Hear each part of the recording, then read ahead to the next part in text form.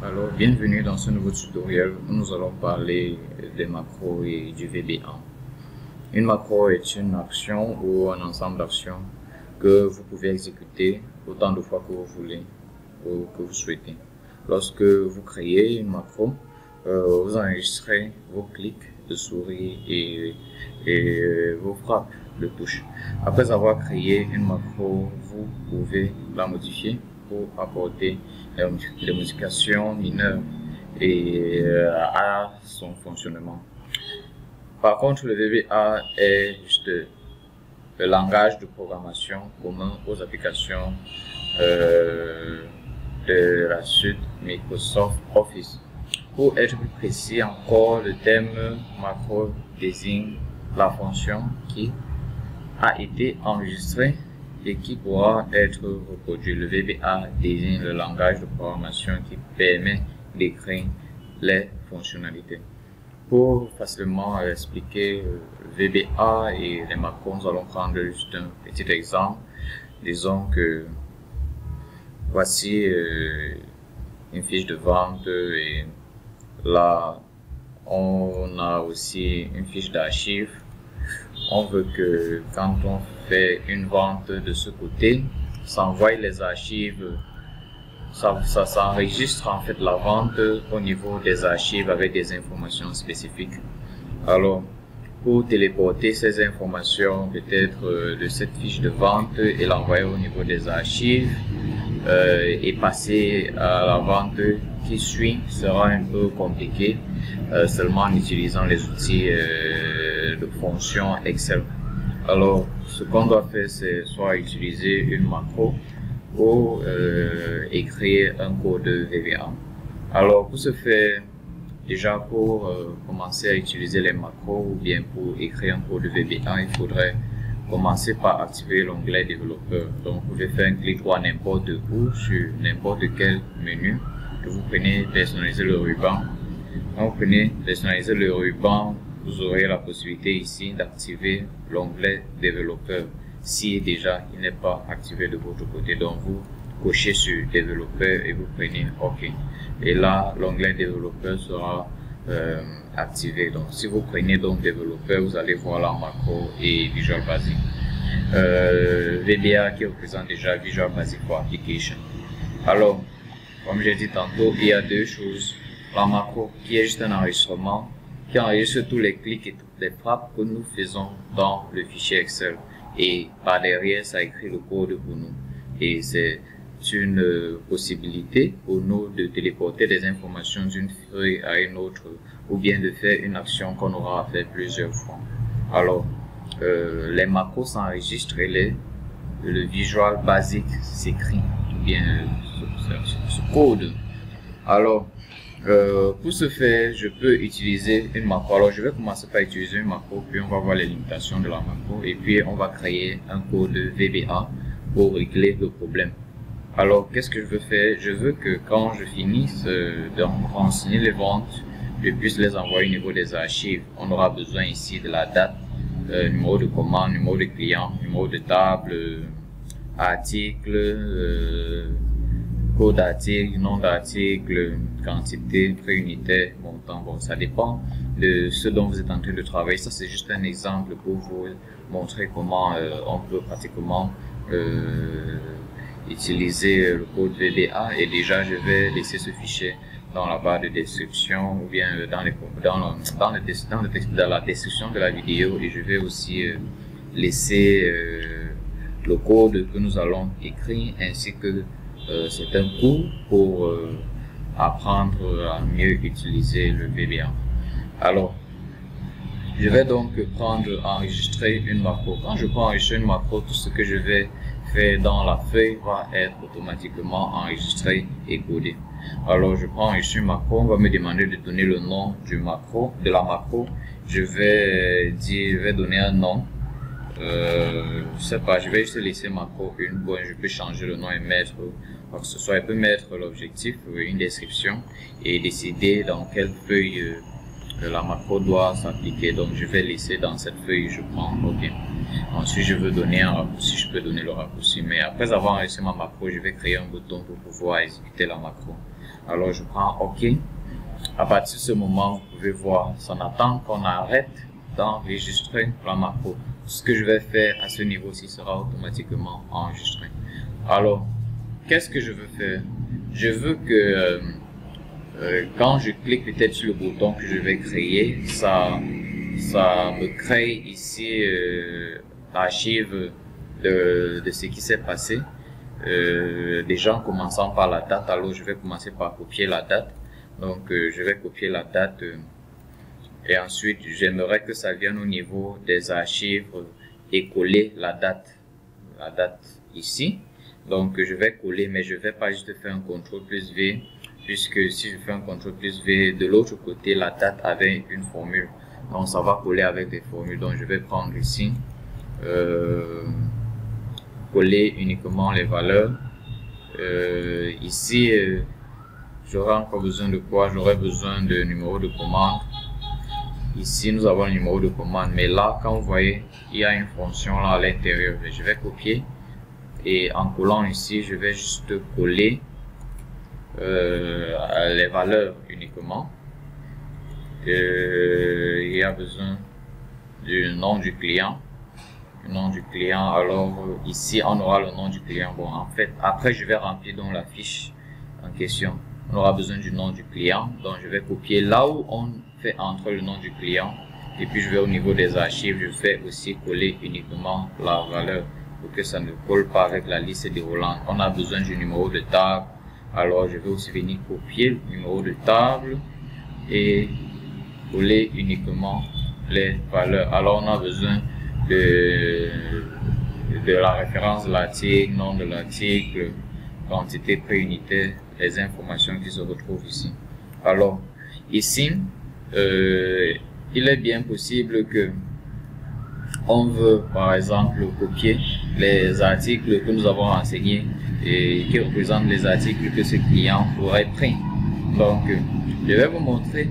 Normalement il y a assez d'espace pour mettre autant d'articles que le client veut, mais ici je vais copier peut-être juste la première ligne pour ensuite vous montrer ce qui va se passer au cas où peut-être je fais entrer des articles juste dans la première ligne. Alors je vais juste copier ces informations et venir ici coller, mais je vais coller uniquement les valeurs puisque dans ces cellules là il y a des fonctions. Alors je colle uniquement les valeurs. Donc après cela, c'est vide tout simplement parce que j'ai juste copié de l'espace vide et collé là l'espace vide, ça ne change pratiquement rien.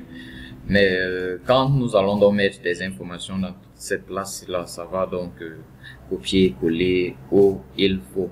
Bon, après avoir envoyé les informations là-bas, j'aimerais que ça convertisse cette fiche de vente ou bien ça remette cette fiche de vente à 0 pour faire la vente du client qui va suivre.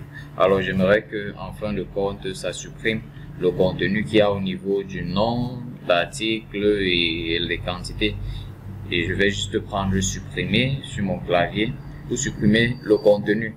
Donc c'est exactement ce que je veux de la macro, c'est-à-dire je vais créer un bouton qui va juste refaire tout ce que je viens juste de faire.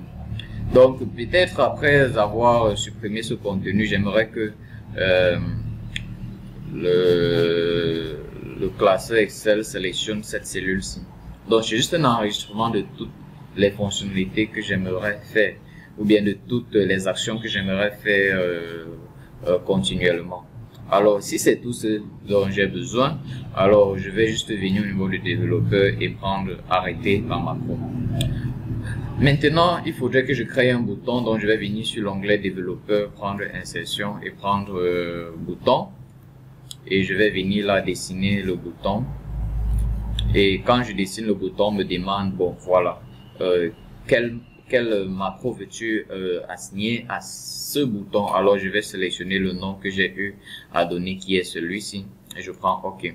Alors si je veux modifier peut-être le nom du bouton, je peux juste mettre là c'est pas ok, c'est pas trop.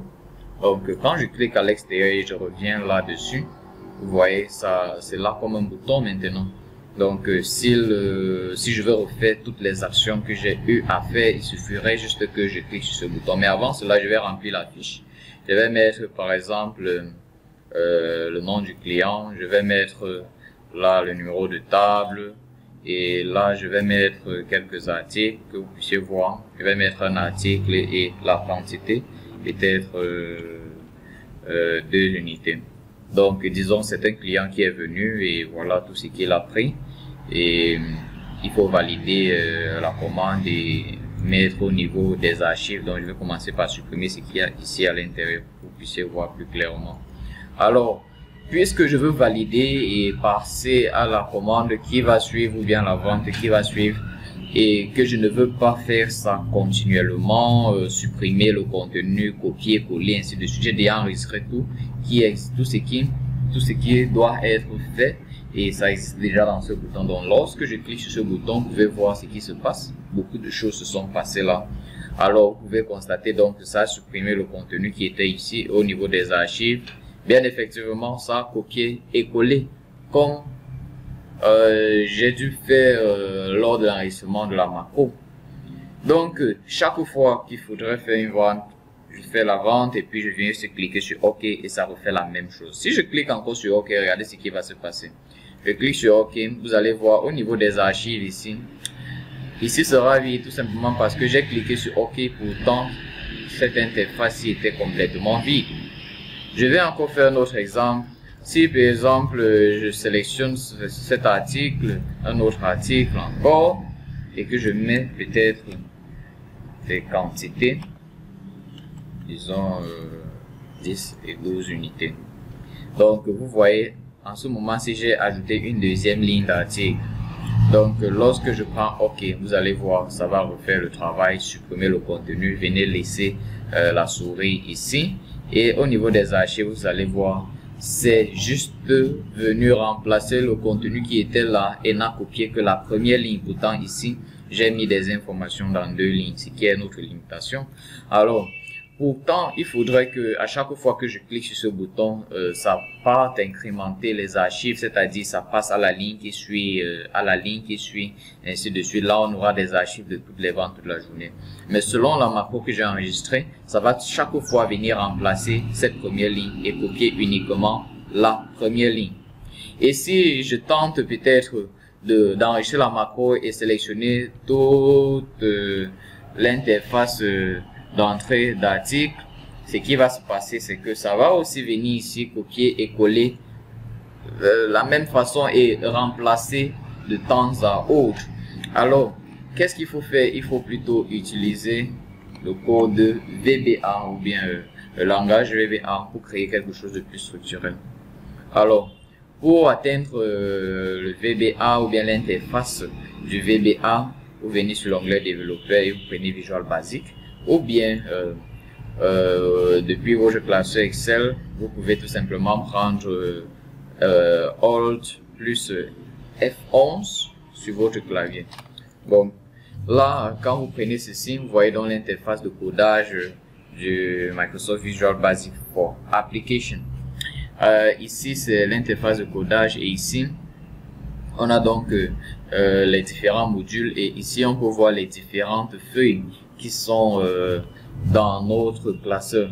Alors, ici, nous allons utiliser un code que je vais vous montrer maintenant et que je vais partager au niveau de la description de la vidéo. Nous allons voir comment saisir ce code. Ça, c'est un code qui va nous permettre de téléporter des informations, peut-être de la fiche de vente jusqu'aux archives, et que vous pouvez utiliser dans plusieurs cas. Chaque fois que vous voulez peut-être faire une action de déplacement des informations d'une feuille à une autre, ou bien ça pourra vous aider aussi à faire plusieurs d'autres choses selon le contexte en question.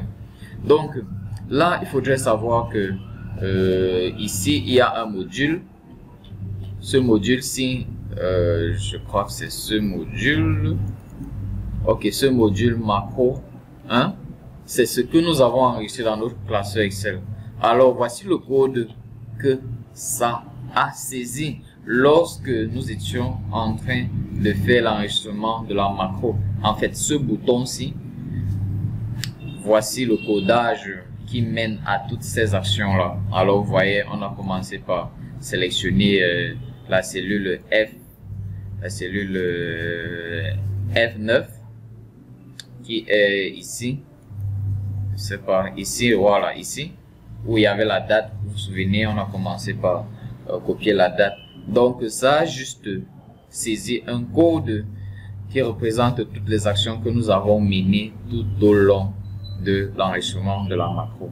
Et vous voyez, c'est un peu moins performant et nous allons donc créer quelque chose de nouveau. Alors pour créer un nouveau code ou bien pour faire une nouvelle saisie de VBA, nous allons venir là en haut et nous allons prendre module sur la liste déroulante là et nous allons prendre module et un nouveau module va s'ouvrir. Nous sommes au niveau du module numéro 4. Alors, un code commence, c'est une syntaxe, avec une syntaxe qui est SOP et qui finit avec end SOP. Donc, si je commence et je dis SOP, alors il faudrait que je mette le nom du code en question. Donc, je vais appeler ce code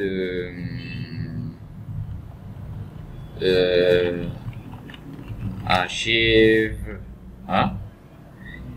Après SOP, et après le nom du code, vous ouvrez les parenthèses et vous les fermez. Et puis vous prenez la touche entrée, vous allez voir, ça va automatiquement mettre NSOP. Alors ça, c'est la syntaxe d'ouverture d'un code. Donc à partir de ce moment, tout ce que je saisis entre ces deux lignes-ci sont exécutables ici sur run SOP. Ils sont tous exécutables ici. Alors le langage VBA n'est pas si compliqué que ça, mais plus ou moins est en anglais. Alors qu'est-ce que je veux faire? Je veux téléporter des informations d'ici, fiche de vente, pour les archives. Alors je vais commencer par faire quelques tests pour vérifier si en cliquant sur le bouton, on peut en effet faire la validation de la vente. Pour faire une validation de vente, il faudrait déjà qu'au moins nous ayons un article dans la liste des articles. Alors, qu'est-ce que je vais faire? Je vais utiliser la fonction if, qui est une fonction conditionnelle-ci, pour conditionner le fait que s'il n'y a rien au niveau du nom d'article, alors ça envoie un message d'erreur. Alors, je vais tout simplement venir là au niveau de mon code et je vais faire saisir un code comme ceci. Alors, je vais dire if. Alors, pour parler ou bien pour appeler une feuille, on utilise la syntaxe sheet. Alors, je peux dire sheet, par exemple, sheet vente, sheet archive, sheet customer, sheet table, sheet item, sheet. En fait, ce sont les noms des feuilles. Donc, si vous n'avez pas renommé vos feuilles, ici sera sûrement feuille 1, feuille 2, feuille 3, feuille 4. Alors, vous pouvez utiliser ici la syntaxe sheets. Par exemple, en ouvrant les guillemets et les parenthèses, en ouvrant les guillemets. Sheets, par exemple, vente. Mais je n'aime pas trop utiliser cette fonctionnalité ou bien cette fonction. J'aime plus souvent utiliser les numéros de feuilles, puisque avec le temps, vente, on peut changer le nom de la feuille et mettre autre chose, puis ça va impacter notre code. Alors je vais tout simplement mettre sheet sans mettre S, sheet 1, c'est-à-dire sheet 1, sheet 1. Alors je veux donc parler de la cellule D13. Au cas où il n'y a rien dans la cellule D13, alors un message apparaît pour nous demander de faire entrer les informations d'abord. Alors je vais dire if C sheets one dot. Alors pour parler ou bien pour appeler une cellule, je vais utiliser la syntaxe range. Donc, je vais dire dot range.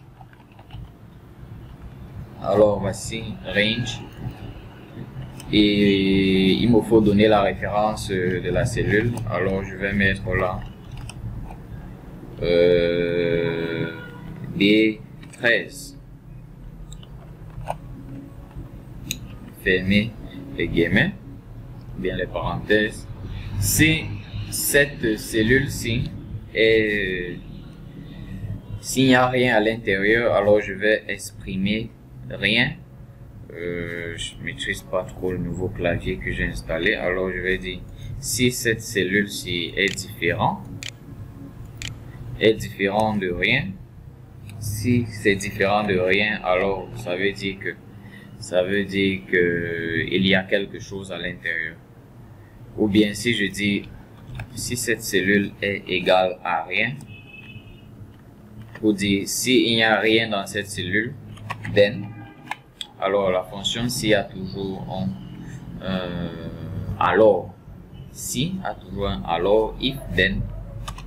Alors si ça vient dans cette feuille ou bien dans cette feuille et ça regarde la cellule D13 et ça constate qu'il n'y a rien à l'intérieur, alors qu'est-ce qu'on veut?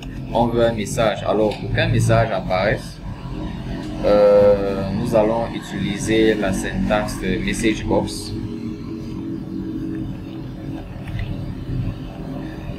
Message box. Et nous allons donner donc le message que nous voulons faire l'utilisateur voir. Je vais mettre quelque chose comme entrer les données avant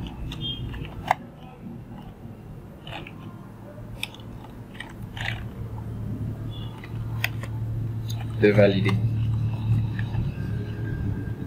Entrer les données avant de valider, et là je ferme les guillemets, je prends la virgule et je vais dire VB OK only pour que ça montre un bouton OK uniquement. Donc là, si on essaye d'exécuter le code pour voir ce qui va se passer, alors si je clique sur exécuter le code, oh désolé, la fonction si doit se terminer avec fin si, on va dire end if.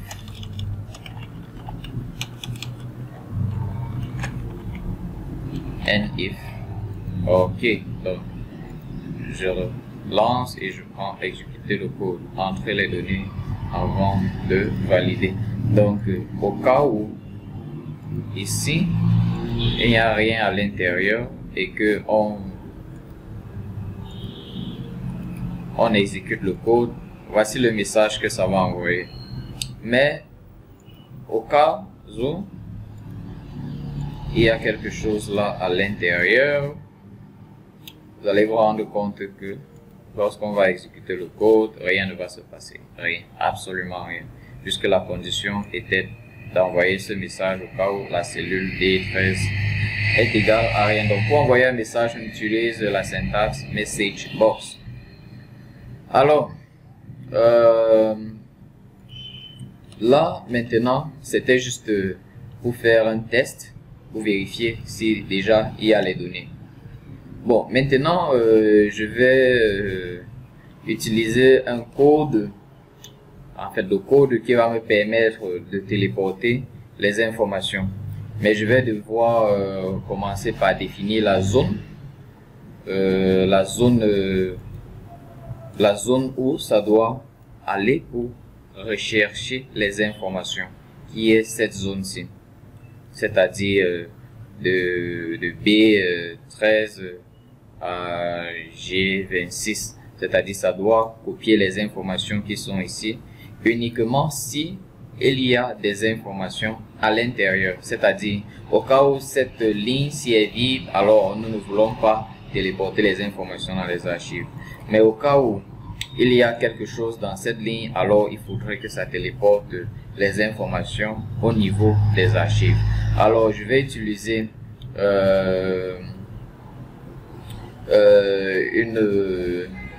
une syntaxe, la syntaxe for. Donc je vais juste prendre ceci.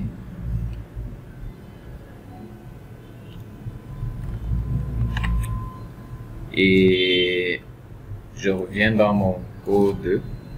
À ce niveau-ci, si il n'y a rien dans cette cellule, alors envoie ce message. Alors je vais utiliser la fonction else. Else est un complément de si, parce que lorsque vous utilisez la fonction si sur Excel, vous avez trois arguments ou bien trois syntaxes. Il y a le test logique, alors voici le test logique. La valeur c'est vrai, alors voici la valeur c'est vrai. Et la valeur c'est faux. Pour appeler la valeur c'est faux, on utilise else, c'est-à-dire au cas où cette condition n'est pas remplie, qu'est-ce qu'on veut faire? Alors on veut faire en sorte que ça puisse donc porter les informations qui existent dans cette feuille pour amener aux archives.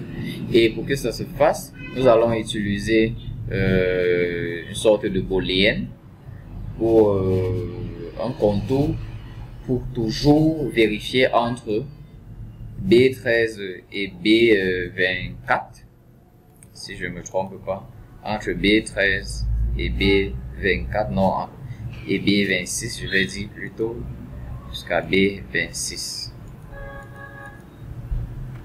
Ça veut dire quoi? For each item in sheet 1 qui est from the range B13 to B26. Alors pour chaque élément dans cette feuille, dans la feuille vente entre la plage B13 à B26, si la valeur est égale à rien, alors on ne fait rien. Pour mettre un commentaire, tout ce que j'ai écrit ici est exécutable, c'est-à-dire en cliquant sur ce bouton, ça exécute le code. Alors si on veut mettre quelque chose dans cette interface qui ne doit pas être exécuté, nous commençons avec un apostrophe. Comme par exemple, on veut mettre un commentaire, qui ne doit pas être exécuté, juste pour nous permettre de comprendre ce que veut dire le code. Alors nous commençons à mettre l'apostrophe. Et quand vous allez écrire ce que vous voulez écrire après l'apostrophe, ça va être en vert, comme vous pouvez le constater sur l'écran. Alors je vais juste écrire ici rien du tout.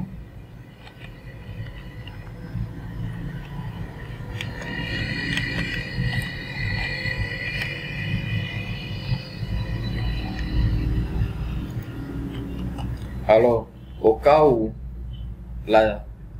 l'élément ou bien la cellule entre B13 et B26 n'a rien,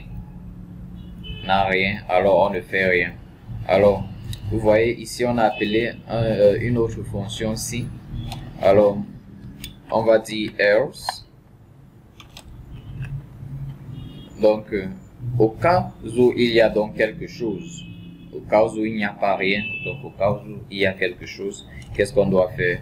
Au cas où il y a quelque chose quelque part ici dans une de ces cellules, alors on doit importer ou bien téléporter les informations de la vente aux archives. Mais pour ce faire, il faudrait définir les lignes. Il faudrait définir les lignes qui existent ici et aussi définir la dernière ligne qui existe au niveau des archives, puisque on veut que après chaque validation, ça puisse continuer vers le bas au lieu de remplacer le contenu de la première cellule. Alors on va définir deux lignes. La première ligne sera pour les archives et la deuxième ligne sera pour les lignes qui existent dans notre base de données des ventes.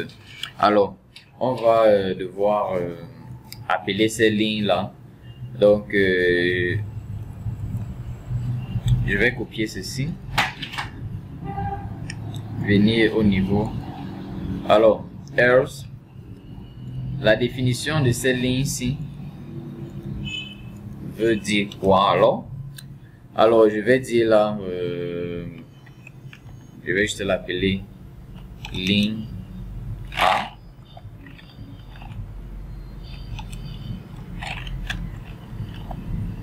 Ligne A. Oh, désolé. Et ici,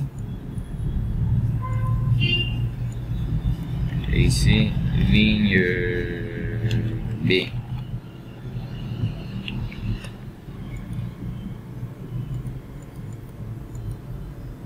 Donc, ligne A sera donc égale à... Oh là là.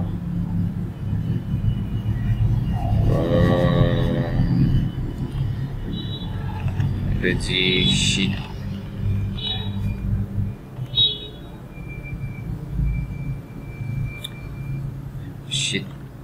La ligne des articles.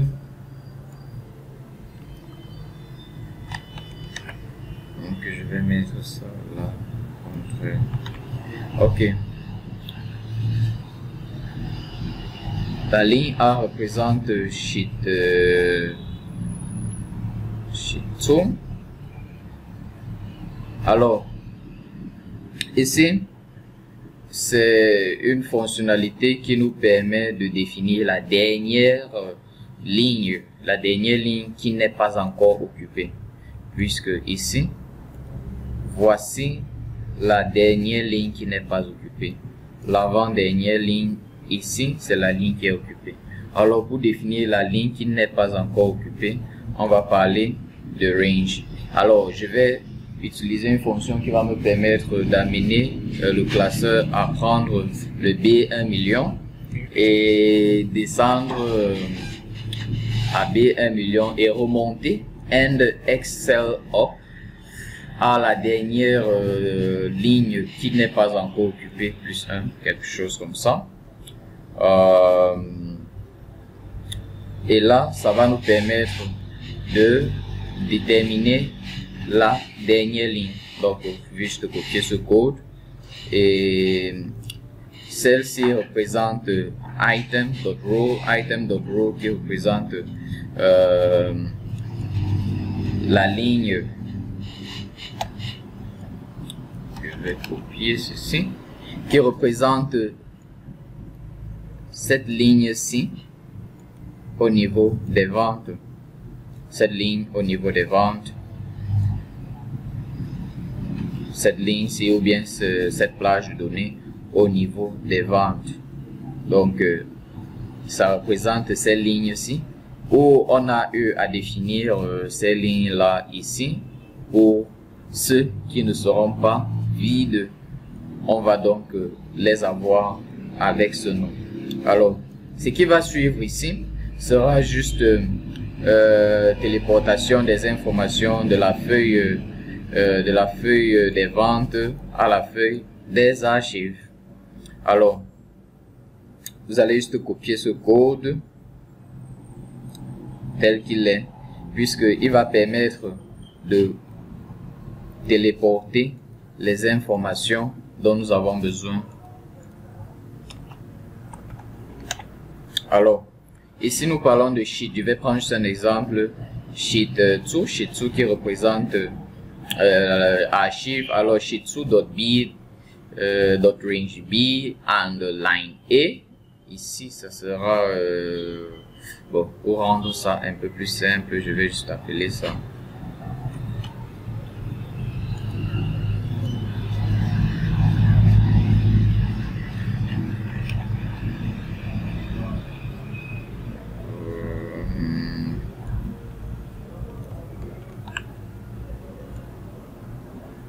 comme ceci.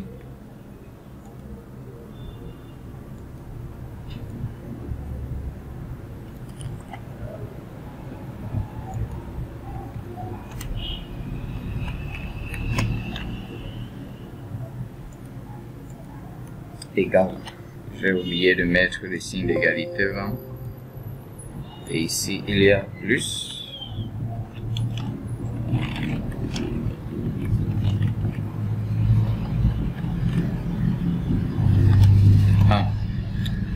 Ok. Ici, nous aurions ceci.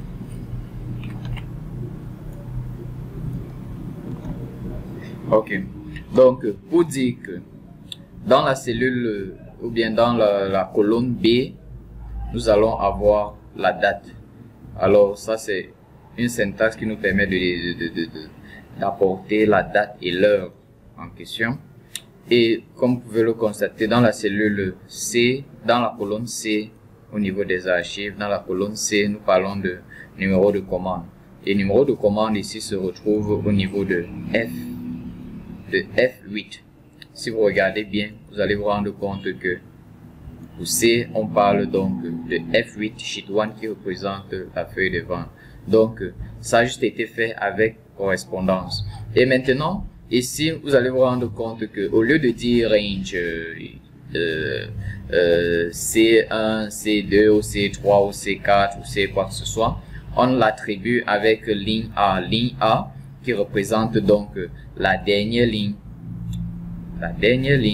Et ici, on utilise ligne B qui représente la ligne qui n'est pas vide, qu'on aurait déterminé à ce niveau. Alors, ceci pour toutes les informations qui sont au niveau des archives. Maintenant, à partir de ce moment, vous allez vous rendre compte que ici, on doit ça c'est toute une syntaxe pour pouvoir téléporter ou bien pour pouvoir imprimer le document en PDF. Alors, dans cette syntaxe, il y a donc ceci, location, order number et cost name qui représente les noms, ou bien qu'est-ce que je veux dire, le nom du document en question. Le nom du document sera en fonction du numéro de commande, nom du client et numéro de table. Alors il va falloir faire en sorte que ces syntaxes là soient déjà déclarées. Alors je vais les déclarer ici en haut pour ne pas trop se déranger. Alors location ici représente, vous pourriez renommer ça comme vous voulez, c'est moi qui ai décidé de l'appeler location, qui représente la destination. Alors dans les paramètres, j'ai eu à créer les destinations qui sera donc document archive, c'est-à-dire pour que cette fonctionnalité, pour que ce code fonctionne, il faudrait que dans les documents, vous auriez créé un dossier qui s'appelle archive. Si vous n'avez pas créé ce dossier et que peut-être vous avez créé un autre dossier, alors copiez le nom de ce dossier-là et vous venez remplacer à ce niveau, au lieu de mettre archive, vous mettez le nom de ce dossier. Ou bien si vous n'avez pas créé un dossier, alors créez un nouveau dossier qui s'appelle archive. Alors c'est dans ce dossier-là que les informations ou bien que les documents vont être sauvegardés. Ici, nous avons numéro du client. Numéro du client, j'ai juste fait une référence d'où? J'ai juste fait une référence dans notre classeur où le numéro du client se retrouve dans C8.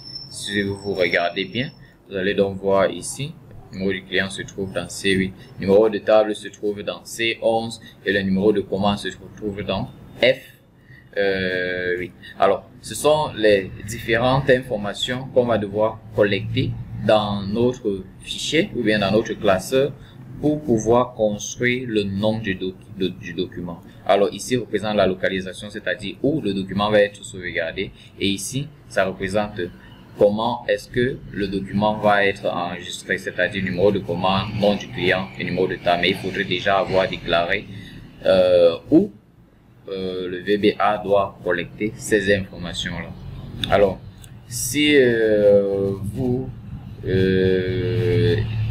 copiez ce code et remettez juste comme celle-là, vous allez donc devoir exécuter le code.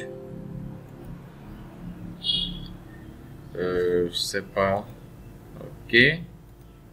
Vous allez juste devoir exécuter le code et pour imprimer, on va poser la question ici.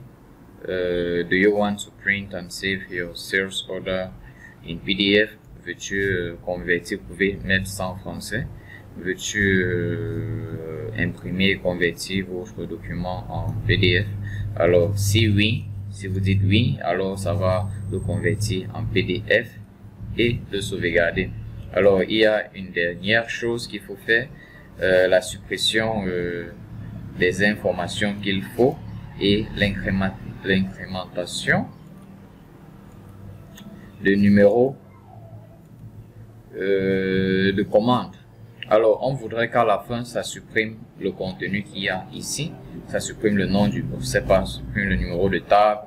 Alors, on va donc référer ces cellules-là en utilisant une syntaxe qui s'appelle clear content, c'est-à-dire de D13 à E26. De D13 à E26, on va dire clear content. Clear content qui veut dire supprime ou bien supprime le contenu.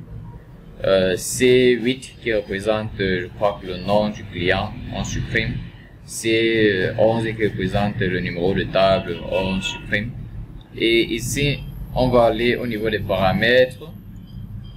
Au niveau des paramètres et incrémenter le numéro de commande pour que ça aille au numéro 2. Alors, on va faire le contenu de cette cellule, c'est-à-dire C5 plus 1. Donc, à la validation de la commande, ça fait cette cellule plus 1. S'il y a 2 ici, ça va faire plus 1, ça va devenir 3. Alors, voici ça. On a juste dit que la cellule F5 soit égale à la cellule F5 plus 1, tout simplement. Alors, pour dernier impact, on va sélectionner la cellule D13 au niveau des ventes. Donc, en fin de compte, ça va devoir venir sélectionner cette cellule. Alors, le code est prêt à être utilisé. Si il n'y a rien ici, par exemple, et que je prends valider. Oh, désolé, je n'ai pas encore attribué le code à ce bouton. Donc, ici, c'est la macro que j'ai, le VBA que j'ai eu à créer. Je l'ai appelé archive 1. Donc, je pourrais aussi venir peut-être ici, créer un autre bouton, ou bien je peux juste faire un clic droit et attribuer une macro. Et au lieu de mettre macro 1 qui est la macro qu'on avait enregistrée, je vais mettre archive et je prends OK pour dire que ce bouton-ci va plutôt exécuter ce code. Alors, en cliquant sur ce bouton, on va me demander entrer les données avant de valider, tout simplement parce que je n'ai pas encore entré de données. Alors, je vais commencer par venir supprimer tout ce qu'il y a ici, que vous puissiez voir plus clairement. Je vais laisser juste la première ligne.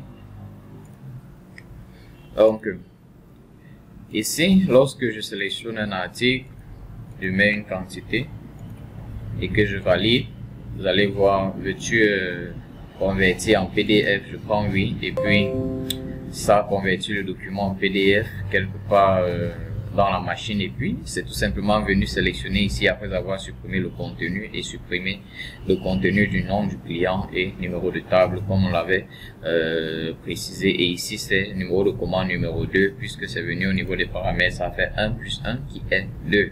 Alors vous allez voir au niveau des archives, ça donc téléporter les informations ici. Lorsque je valide une autre facture encore, je sélectionne peut-être un client, je sélectionne peut-être un numéro de table, je prends encore valider.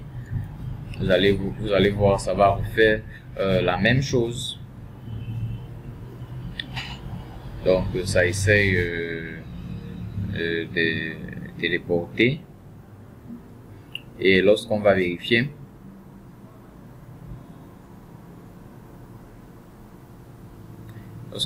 au niveau des archives, vous allez voir ça incrémenter la ligne, ça a ajouté une nouvelle ligne avec un numéro de commande numéro 2. Donc ça n'a pas remplacé le contenu. Maintenant, si je mets plus d'une ligne, donc c'est-à-dire je mets une autre ligne ici, une autre ligne ici, avec des différentes quantités, Et là, je sélectionne peut-être un client et un numéro de table. Et quand je prends OK, pour valider la transaction, allez donc vous rendre compte que ça a validé et vous voyez tous les articles ont été archivés. Si vous allez au niveau des archives, les documents des archives, vous allez voir toutes les 3 commandes qu'on vient juste de faire. Les 3 validations qu'on vient juste de faire sont effectivement là. Bon, déjà il y avait ça avant, donc vous allez voir toutes les 3 documents que nous avons fait sont déjà là. Si je double-clique dessus, vous voyez donc voir à quoi ça ressemble. Ça juste imprimer le contenu. Donc c'est comme ça que vous pouvez rendre une feuille automatique. Vous pouvez vérifier le lien des différentes syntaxes dans la barre de description de la vidéo, et pour apprendre plus de syntaxes et comment ces syntaxes là sont en effet utilisées. Et je vais aussi mettre ce code-ci et ce fichier ou bien ce classeur Excel pour que vous puissiez exercer. Merci.